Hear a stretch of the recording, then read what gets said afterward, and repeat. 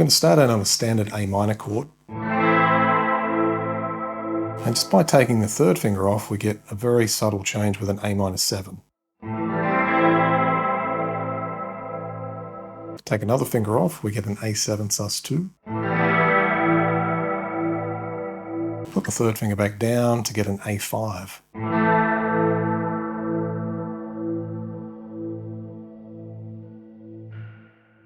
So there's kind of like a melodic aspect to this.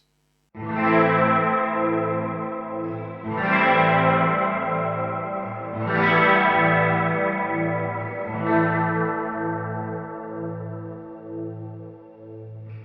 I'm going to do the same thing in the next section, B, with an A minor add 9 to start. Change the C note over to a D to get an A sus4 with an add 9. Not a very big change, just one finger, one note. Take that third finger down to string 1 to get an A minor 9. Quite there with that. Struggling to get it to ring out. Bad. And then the A minor add 9. Back to the A minor add 9.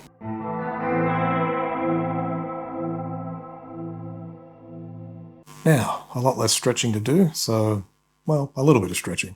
So for the section C, I'm going to start out with another A minor add 9, slightly different voicing, different position.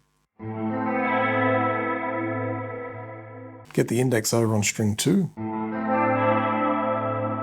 Take it off again and repeat.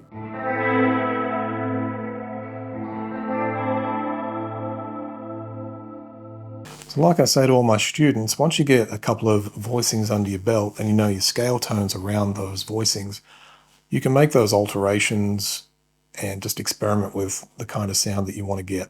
And a lot of the time you'll find you'll sort of get a, like I say, I always think of it as a sort of melodic aspect. And what I mean by that is that you can sort of hear there's a melody running through in the progression as the chords change. And that's really all I mean by that.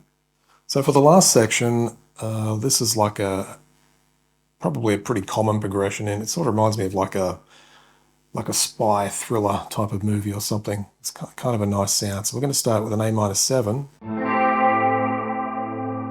And what we're going to do here is we're just going to descend on the second string just by 1 fret each time. So we get A minor 7, A minor 6, A minor add flat 5, and according to Guitar Pro, F major 9/A. By the way, I don't really care too much about the names of chords. I see them purely as identifiers. They can be useful for getting your way around as a sort of roadmap, but I find once you get familiar with where you're going, speaking of roadmaps, the names kind of go out the window after a while, and you start to hear it and you can actually get a sense of where you've got to go and what you've got to do anyway. So don't worry too much if you can't remember those names, but they are helpful for obviously identifying the changes that we're doing. So again,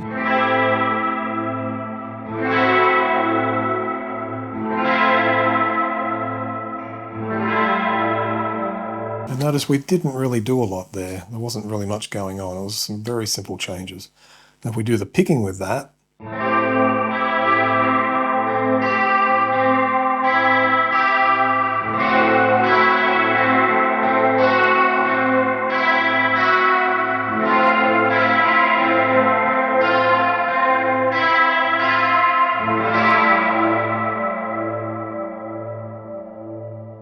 repeat.